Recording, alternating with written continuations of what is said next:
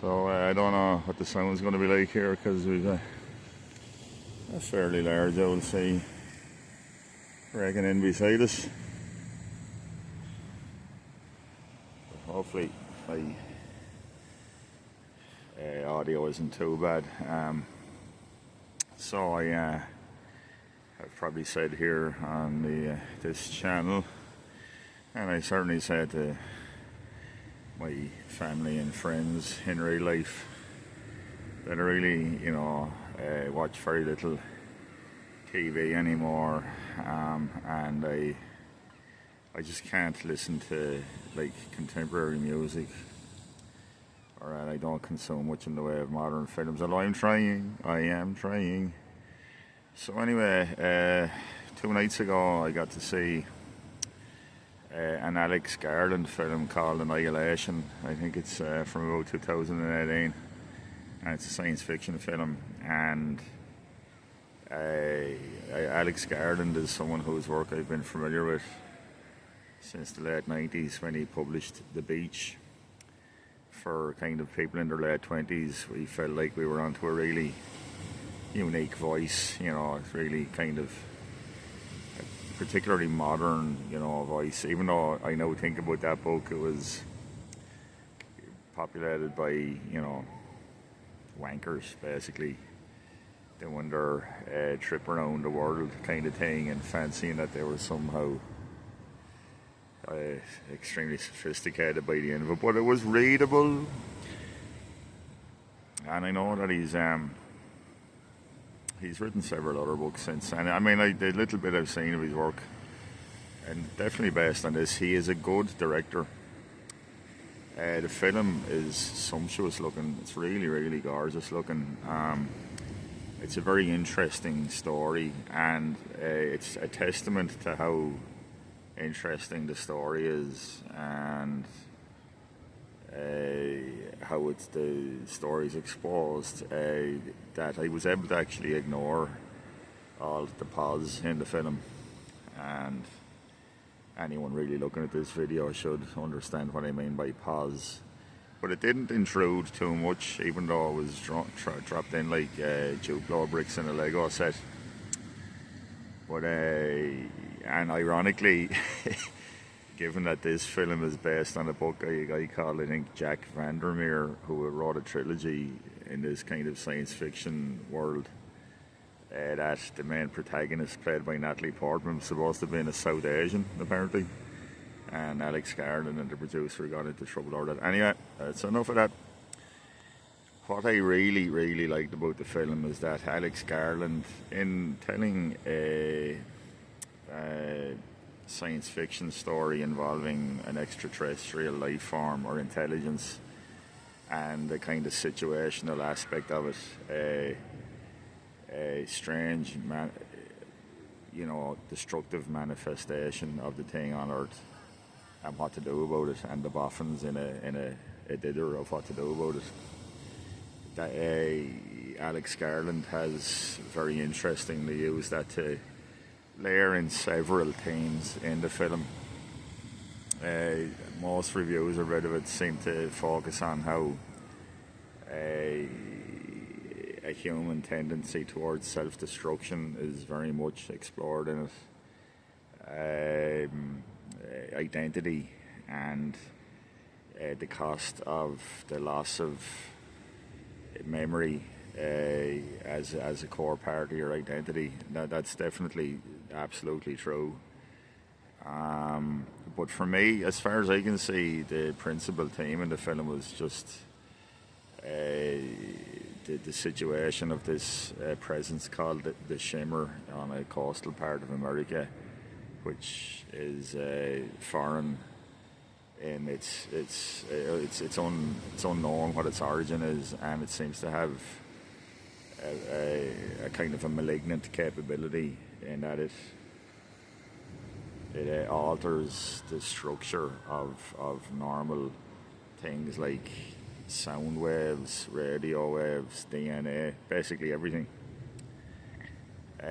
So all that being said, as far as I can see, it seems to be an examination of the experience of having cancer, or that the shimmer, so-called, is thematic of a tumour growing in a body, and he attempts to try and understand it, cure it, and deal with the consequences of the illness it causes. It's kind of foreshadowed pretty much from the first scene where we meet Natalie Portman's character Lena, who is a biologist who's discussing the cell growth of a cancer cell near the beginning of the film. There was another point I wanted to make about metastasis that I'm pretty sure is also thematically applies to the film, but I'd have to give away a fairly substantial amount of the plot. So I'm not going to do that. Now, why bother mentioning it at all? Well, it's a bit kind of conflicting, really, because I really enjoy films where the director and the scriptwriter are ambitious enough to actually put themes and layer themes into films. It makes them so much more enjoyable to watch and rewatch, and to try and apply an interpretation to them. I only became aware of this through watching Rob Eger's many fascinating videos about exploring themes in films and exploring how the set design, lighting, and how what's presented in the frame is actually many times communicating far more about the story than simply just being a location for dialogue to be delivered. But herein lies the problem, of course. I think that film, Annihilation, would have been like a really just excellent sci-fi film that wouldn't have needed to really rely on exploring more abstract themes. If it had simply had something like a hero's journey in it. Obviously the character Lena is well positioned to be that hero on a hero's arc, but modernity again, we can have the themes and the lovely visuals and the things like that, but something as simple and as enjoyable to get your teeth into as a hero's journey, that we don't really seem to see that much of it anymore. Again, it reminded me of when I read Ilium by Dan Simmons and the character Daemon. That character is a big, blubby, chubby, pudgy, bad-tempered human, obnoxious, over-reliant on technology, and utterly disdainful of anyone that doesn't feel the same way about being able to just enjoy things, heedlessly. And by the end of that book, he has become an absolute bloody, ass-kicking human being that takes on an unbelievable physical task against a much stronger foe, and it's riveting stuff. And I know Dan Simmons that book is about a lot of different stuff, primarily about how we'll deal with transhumanism, but just keeping at the centre of it one or two really awesome heroes arc storylines, and it was so really very important to the book. And I just I hope it'd be great if directors would try and be kind of ambitious in that direction as well, because it's always a very satisfying story to absorb, and it's nice to have stories about that you can model heroic behaviour on. There's nothing wrong with it. So we're getting a murmuration, an exaltation.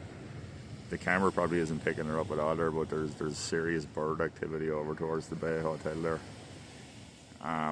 So yeah, anyway, look at modern film. Around Alex Garland, I'd imagine I would probably disagree with every single breath that comes out of his body if we were talking about something, but that is a solid film. It's gorgeously shot, very good soundtrack.